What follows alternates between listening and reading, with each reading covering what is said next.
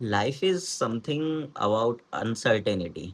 और हमें नहीं पता होता बिकॉज जब हम जन्म लेते हैं और हम दुनिया में आते हैं तो we never choose our parents. ये एक डेस्टिनी डिसाइड करती है कि हम किस घर में जा रहे हैं। हो सकता था मैं अंबानी के घर पैदा हो सकता था, और हो सकता था कि जिस फैमिली में मैं पैदा हुआ मैं उससे ज़्यादा जो है किसी गरीब परिवार में भी पैदा हो सकता था। लेकिन अगर देखा जाए तो मैं एक समृद्ध परिवार में पैदा हुआ और एवरीथिंग वाज़ गुड। ऐसा मतलब कुछ नहीं है कि मतलब ऐसा बोला जा सके कि भाई हमको ये नहीं मिला, हमको वो नहीं मिला। जो भी एक मिडल क्लास आदमी की एक्सपेक्टेशंस होती हैं, जो चीज़ें होती हैं, वो सारी चीज़ें हमें मिली। तो ऐसा ही होता है। बाकी कुछ रिश्ते होते हैं जो जिनका हम चुनाव करते हैं, और जैसे कि मतलब मुझे बॉर्डरलाइन पर्सनैलिटी डिसऑर्डर है, और घर के कुछ छोटे-मोटे कलेश जो मिडल क्लास फैमिलीज़ में और जो थोड़ा कंज़र्वेटिव फैमिली होती हैं, उनमें आए दिन चलते रहते हैं। और मुझे ऐसा लगता है कि हर बच्चा इक्वल मेंटली स्ट्रॉन्ग नहीं होता है। हर बच्चा एकदम से मतलब चीज़ों को डील नहीं कर पाता है, और मुझे ऐसा लगता है कि मैं भी उनमें से एक था। तो ऐसा हुआ कि बचपन से ही मैं नोटिस करता था बहुत छोटी-छोटी चीज़ें। जैसे कभी मेरे माँ-बाप में झगड़ा होता था तो मैं उसको बड़ा गहनता से लेता था, और कई बार मुझे बड़ा होने के बाद मुझे ऐसा महसूस हुआ है, जब मुझे थोड़ा-सा मेंटल हेल्थ अवेयरनेस हुई, जब मैंने थोड़ा-सा इस चीज़ पे पढ़ा, तो मुझे ऐसा लगता था कि शायद मेरे पिताजी को या शायद हमारे परिवार में जो मर्द थे, उनको भी काउंसलिंग या उनको शायद मेडिकेशन या थेरेपी की ज़रूरत थी। ऐसा मुझे आज महसूस होता है। और अगर मतलब होती हैं चीज़ें नहीं उस समय पे, वहाँ पे तो आज भी मैं मानता हूँ शायद मेरे माँ-बाप को छोड़ के, क्योंकि उनके लगभग दोनों ही बच्चे डिप्रेसिव हैं, और दोनों ही बच्चे थोड़ा-सा खुले विचारों के भी हैं। और काफ़ी हम लोग बात करते हैं इस बारे में, जितनी भी कोशिश की जा सकती है या जितनी पॉसिबल हो सकती थी। तो आज भी वाक़ई अगर वहाँ पे ये बात करें तो व्यक्ति मानेगा कि सामने वाला पागल हो गया है, जो कि मतलब बड़ा ही कंज़र्वेटिव माहौल में इस चीज़ को एक्सेप्ट कर पाना बड़ा मुश्किल चीज़ है। तो बात करते हैं कि क्या होता है ऐसे, और क्यों हो जाता है, और कैसे हम अपने आप को सँभाल पाते हैं। और ऐसे ही मुझे ऐसे बड़े इंसिडेंट याद हैं अपने बचपन के, कि ज़िद्दी तो मैं था, पहले से ही ज़िद्दी था, और हमेशा मतलब प्यार तलाशता रहता था इधर-उधर, इधर-उधर, और उसी चक्कर में हमारे मल्टीपल रिलेशनशिप्स भी रहे। और आज मैं काफ़ी अच्छी मतलब अच्छी फ़ीलिंग के साथ हूँ, तो मैं इस चीज़ को हँस के बता रहा हूँ। बाकी अगर मैं कभी जरा बड़ा डिप्रेसिव सा हो जाता हूँ, तो मैं सोचता हूँ यार बस दर-बदर भटकते रहे और कभी मंज़िल का ठिकाना मिल नहीं पाया।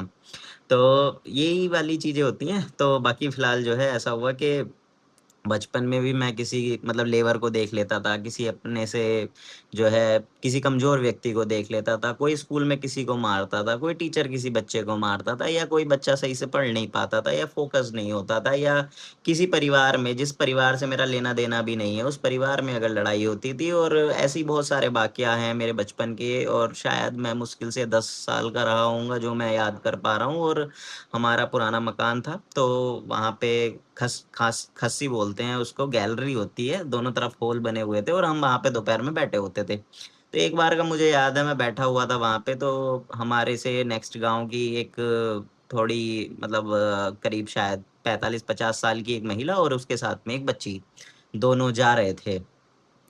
तो मैंने देखा धूप में, तो वो थोड़ी देर के लिए उन्होंने मुझे देखा, तो वो हमारी गैलरी में बैठ के आराम करने लग गए। मैंने उनको खाट ऑफ़र की, तो वो खाट पे नहीं बैठे, वो नीचे ही बैठ गए, जिसको देख के मेरा मतलब थोड़ा-सा दिल टूट गया। मैंने कहा यार, मैं कह रहा हूँ खाट पे बैठ जाओ, खाट पड़ी हुई है, लेकिन फिर भी वो बैठ गए। पसीने में एकदम भरी जून या मई-जून की गर्मी रही होगी, अभी महीना तो एग्ज़ैक्ट याद नहीं है। लेकिन बड़ी तपती हुई गर्मी थी, इतनी तपती हुई गर्मी थी कि वो ट्रेन से आए थे, और उनसे मतलब वहाँ तक पहुँचने के लिए उन्होंने रेस्ट किया हमारे यहाँ पे। तो मुझे तब इतनी समझ नहीं थी पानी-वानी पूछने की और ये सारी चीज़ें। तो उस महिला ने मुझसे खुद ही बोल दिया कि पानी ला देगा? तो मैं एकदम भाग के घर गया अपने और पानी लेके आया वहाँ से। हमारा घर वहाँ से करीब 100 मीटर दूर पे था, जो हमारा घेर था वहाँ से। तो वो वाक़या, वो इंसिडेंट आज भी, वो औरत, उसकी काली साड़ी और वो बच्ची फ्रॉक पहने हुए, वो आज भी मुझे ऐसा ही याद है। और इट्स बीन मतलब शायद ये 18 साल हो गए होंगे इस बात को, 18-19 साल हो गए होंगे, लेकिन वो प्रिंट्स मेरे दिमाग पे रह गए। ऐसे ही एक बार मैं स्कूल में था और किसी एक नलपुरे गाँव पड़ता है हमारे पास में, वहाँ पे कोई जो है दलित महिला थी, उसने किसी बात पे जो है ट्रेन से कट के अपनी जान दे दी थी और मुझे अभी तक याद है कि मतलब शायद यही सारी चीज़ें हैं जिससे मेरी मेंटल हेल्थ खराब हुई है। तो मैं सरकारी स्कूल में पढ़ता था और उस टाइम पे सारे इंटरवल हुआ था तो सब लोग जा रहे थे देखने के लिए। तो क्यूरियस मैं हमेशा रहता था, क्यूरियोसिटी थी पहले से ही। तो मैंने भी सोचा, मैंने कहा मैं भी चल के देखता हूँ, तो भीड़ में मैं छोटा-सा था और सब लोगों के नीचे से निकल के और आगे आ गया। शायद 6th क्लास में होऊँगा मैं। तो वहाँ पे जैसे ही मैं पहुँचा तो कपड़ा डला हुआ था उसके ऊपर। पता नहीं किस बेवकूफ़ आदमी ने, आज मैं बेवकूफ़ कह रहा हूँ, उस टाइम में मेरी फट गई थी बहुत बुरी तरह का, वो किसी बेवकूफ़ आदमी ने वो एकदम से कपड़ा उतार दिया और जैसे ही वो कपड़ा उतारा तो उसकी जो बॉडी थी, मतलब जो उसका पेट था वो ऐसे घूमा हुआ था, पूरा उसका जबड़ा निकला हुआ था और मतलब वो बहुत ज़्यादा, मैं मानता हूँ मैं आज इतना बड़ा हो गया हूँ, अभी भी मैं ऐसा इंसिडेंट कभी नहीं देख पाऊँगा, मेरे बस की नहीं है। तो वो वाला इंसिडेंट हुआ, मैं मुझे वहाँ वहाँ पे वॉमिट सा होने लगा और चक्कर से आ गए और मैं वहाँ से एकदम भाग गया। मैं स्कूल चला गया, स्कूल में क्लास में 50-60 बच्चे हैं, फिर भी मुझे ऐसा लग रहा है that lady is following me और उसका चेहरा घूमे जा रहा है, घूमे जा रहा है। मैं घर चला गया, घर जाते-जाते मैं थूकते हुए जा रहा हूँ। मुझे ऐसा लग रहा है कि भाई वो पीछे तो नहीं आ रही है, पीछे तो नहीं आ रही है करके। तो इस तरीके की चीज़ें हुई, तो मैं वॉशरूम भी नहीं जाता था, मेरी फटी रहती थी और हमारे घर से जैसे मैंने बताया 100 150 मीटर दूर होगा, तो मैं घर से घेर में जाने के लिए रेस लगा देता था, एकदम भाग जाता था क्योंकि वो एक नैरो सी स्ट्रीट थी, जो हमारे घर से घेर को कनेक्ट करती थी, वो हमारा पर्सनल रास्ता था। तो मैं मेरी बहुत फटी रहती थी उस चीज़ पे, तो बहुत टाइम के बाद मैं मतलब उस चीज़ को थोड़ा-थोड़ा, धीरे-धीरे वो कर पाया, भूल पाया। बाकी बचपन में शायद भूत-वूत की मूवीज़ बहुत देख ली, घर में इन सब लड़ाई-झगड़ों का ज़िक्र बहुत देख लिया, थोड़ी-सी समाज की चीज़ें, मेरा थोड़ा-सा माइंडसेट पता नहीं पहले से ही अलग था। तो इस तरीके की चीज़ें रही हैं और धीरे-धीरे मतलब जब मैं ऐसे ही बड़ा होता रहा, ऐसे इंसिडेंट्स होते रहे, किसी बच्चे को देखता था, एक मुझे अभी भी याद है, हमारे पास में गाँव है हुसैनपुर, वहाँ की एक बच्ची थी दीपा, मेरी क्लासमेट थी और वो थोड़ी-सी अगर कहें तो दिमाग से थोड़ी-सी सुस्त थी। सुस्त कहना गलत होगा, लेकिन उसका शायद वो मानसिक रूप से थोड़ी कमज़ोर थी, वो सीधी थी, भोली थी लड़की। उस लड़की की मैं बड़ी मदद करता था। मेरे दिल में एक सॉफ्ट कॉर्नर था उसके लिए हमेशा और मैं मतलब उसको अपनी नोटबुक देनी, उसकी हेल्प करनी, उससे लोग बात करना पसंद नहीं करते थे। मैं बात करता था। मैं मतलब हमेशा चाहता था कि कोई व्यक्ति अकेला महसूस ना करे। तो ये सारी चीज़ें रही हैं मेरे साथ में और उसके बाद जो है यही चलता रहा। मैं आज मेरी वाइफ़ भी हुसैनपुर से है, तो मैंने जब मेरी वाइफ़ से बात हुई तो मैंने उससे पूछा उसके बारे में। तो लड़की की शादी हो गई है, बच्चे हैं, सब कुछ है, चलो अच्छी बात है यार। लेकिन मतलब मेरे साथ ऐसे, मैं ये बताना चाह रहा हूँ बेसिकली, मेरे साथ ऐसे इंसिडेंट्स रहे हैं जहाँ पे मेरे मन में लोगों के लिए सॉफ्ट कॉर्नर था और वो भी शायद मैं खुद चाहता था कि लोगों के मन में मेरे लिए भी सॉफ्ट कॉर्नर हो। लेकिन मैं कभी अपनी परिस्थिति डिस्क्राइब नहीं कर पाया, मैं कभी बता नहीं पाया और शायद मैं खुद भी नहीं समझ पाया कि उस समय पे कि मुझे एग्ज़ैक्टली नीड किस चीज़ की है। तो ये सारी चीज़ें चलती रही और फिर हमारा पहला ब्रेकअप हुआ। पहला ब्रेकअप होने के बाद हम तो एकदम टूट गए और वही रोना-धोना 3-4 साल हमारा चलता रहा।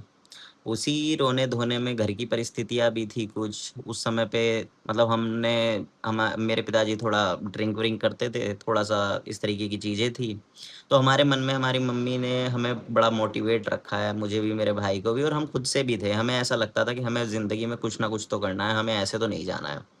तो मैं उस चीज़ के लिए भी बड़ा परेशान रहता था कि भाई ज़िंदगी में कुछ करना है। दूसरा, पहला ब्रेकअप एक तरीके से और वो भी उस इंसान के साथ में जो पूरी ज़िंदगी मैंने इमेजिन कर ली थी उसके साथ में और बड़ा शॉर्ट टाइम का हमारा जो कमिटमेंट वाला था वो तो शॉर्ट टाइम का था, फिर तो उसके बाद वन साइडेड हो गया था। तो वो चीज़ें भी चलने लगी, मेरे सर में दर्द होने लगा, सर में दर्द होते-होते मैं इग्नोर करता रहा। मैं पता नहीं, मुझे ऐसा लगता था मैं बड़ा दर्द में हूँ, लेकिन मैं कभी महसूस नहीं कर पाया, मुझे कोई समझाने वाला नहीं था exactly what is happening with me. तो चलती रहीं, चीज़ें चलती रहीं, मुझे क्लस्टर होने लगा। सर दर्द का ही एक टाइप है, माइग्रेन से भी ज़्यादा खतरनाक है क्लस्टर और जब क्लस्टर की स्टेजेज़ होती हैं, जब वो पार हो जाती हैं तो फिर आपको हो जाते हैं डिसऑर्डर्स, जो कि मुझे हुआ बॉर्डरलाइन पर्सनैलिटी डिसऑर्डर। उसमें फिर उस डिसऑर्डर को होने के बाद जो है मुझे महसूस हुआ कि अब ज़िंदगी में दुःख ही दुःख है। और ऐसे मोमेंट्स आते थे कि मैं कुछ महीने खुश रहता था, बहुत ज़्यादा खुश रहता था और वो बड़ा सार्केस्टिक सा हो गया था, चीज़ें पढ़ने लगा था बहुत, और लोग मेरी कंपनी एंजॉय भी करते थे। और कुछ टाइम ऐसा आता था जब मैं बहुत परेशान हो जाता था, मतलब सैडनेस, मुझे ऐसा लगने लगा था कि मुझे बस दुखी ही रहना है, दुखी ही रहना है, दुख दुख क्यों नहीं है, अगर दुख नहीं है तो दुख क्यों नहीं है। और मैं कोई ना कोई वजह ढूँढ लेता था और उसकी मैं ओवरथिंकिंग में डूब जाता था, एंग्ज़ायटी होती थी, चीज़ें होती थी। फिर ईश्वर की कृपा से हमें मेरी पार्टनर मिली और उन्होंने मुझे बताया मेंटल हेल्थ के बारे में, और उन्होंने बोला कि तुम्हारे सर में इतना दर्द होता है, तुम्हें नींद नहीं आती है, और तुम जो है वहाँ पे ऐसे दिल्ली में एक इवास हॉस्पिटल है, वहाँ पे दिखा लो। तब ऐसा हुआ था कि मुझे 3-4 दिन नींद नहीं आई थी और मुझे बड़े इल्यूज़न होते थे। मुझे ऐसा लगता था कि मेरी डेड बॉडी टंगी हुई है पंखे पे और लोग उतार रहे हैं और लोग रो रहे हैं। मैं मतलब आफ्टर लाइफ़ इमेजिन करता था। मैं इमेजिन करता था या पता नहीं वो मुझे इल्यूज़न होते थे। मुझे ऐसा दिखता था, लिटरली ऐसा मुझे दिखता था, और पानी से मुझे बड़ी चिढ़ हो गई थी। मैं नहाना नहीं पसंद करता था। पीते हुए भी डर लगता था, पानी नहीं पीता था, डिहाइड्रेटेड रहता था। डिहाइड्रेशन की वज़ह से सर में और दर्द होता था। और इतना दर्द होने लगा था कि मतलब वो असहनीय हो गया था मेरे लिए, मतलब इमेजिन कर पाना उस तरीके के दर्द को आज के टाइम पे, मतलब मेरी फट जाती है। अभी रिसेंटली, अभी 2026 चल रहा है और अभी रिसेंटली मुझे 2-3 बार हुआ है वो दर्द, और मैं मतलब काँप जाता हूँ। लिटरली मेरी फट जाती है कि भाई नहीं, नहीं, नहीं, नहीं, ये नहीं होना चाहिए। फिर मेरी पार्टनर ने मुझे बताया, क्योंकि मुझे नींद नहीं आती थी और उनके फादर के साथ भी थोड़े सिमिलर से सिम्पटम्स थे कि उनको नींद नहीं आती थी।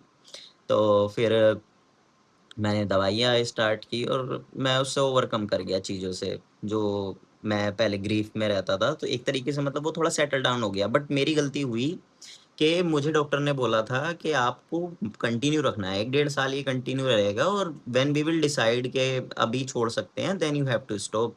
बट मुझे उस टाइम पे क्या हो रहा था, जो बायोलॉजिकली हार्मोन्स की कमी आ गई थी। मुझे ऐसा लगा कि भाई वो तो पूरे हो गए हैं अब, और मुझे पुश भी लगा एकदम से, और मुझे अपनी ज़िंदगी में चीज़ें करनी थी, मतलब सर्जरी करानी थी और जो है जॉब चाहिए थी और ज़िंदगी में आगे बढ़ना था, तो वो सारी चीज़ें भी थी। तो फिर मैंने जो है मैं अपनी चीज़ों में लग गया और वो फ़ेज़ फिर चलने लगा, मतलब ऑन ऑफ चलने लगा। कभी मैं बहुत अग्रेसिव हो जाता था, कभी वॉयलेंट हो जाता था, कभी जो है बहुत सैड हो जाता था, कभी अकेले रहने का मन करता था, कभी चाहता था सब लोग मेरे सराउंडिंग में रहे, और मतलब एक कॉग्निटिव बिहेवियर ऐसा हो गया था, मतलब बहुत इम्पल्सिव सा था, और इस तरीके का चलता रहा, चलता रहा, चलता रहा। होते-होते भाई 6 साल हो गए। 6 साल होने के बाद अब फिर से वही सेम चीज़ें होनी शुरू हुई, मतलब बहुत ज़्यादा इमोशनल एकदम ब्रेकडाउन, एकदम अजीब-सा, सारी चीज़ें खराब-सी होने लगी, मुझे ऐसा लगने लगा। नेक्स्ट आगे कहानी बताता हूँ पार्ट 2 में, बहुत लंबी कहानी है मेरी, और मैं ये सेशन इसलिए रिकॉर्ड कर रहा हूँ क्योंकि हो सकता है कल मैं इस फीलिंग में रहूँ, ना रहूँ, और कभी मैं जब बूढ़ा हो जाऊँगा, 50 साल का, 45 साल का, तो मैं देखूँगा खुद को इस तरीके से कि ये भी मेरी ज़िंदगी का एक समय था और ये भी ऐसा जो है हुआ था मेरे साथ में। तो आई फाउंड इट कि मुझे रिकॉर्ड करके रखना चाहिए, और दैट दैट इज़ गुड। मिलते हैं चलो नेक्स्ट सीरीज़ में।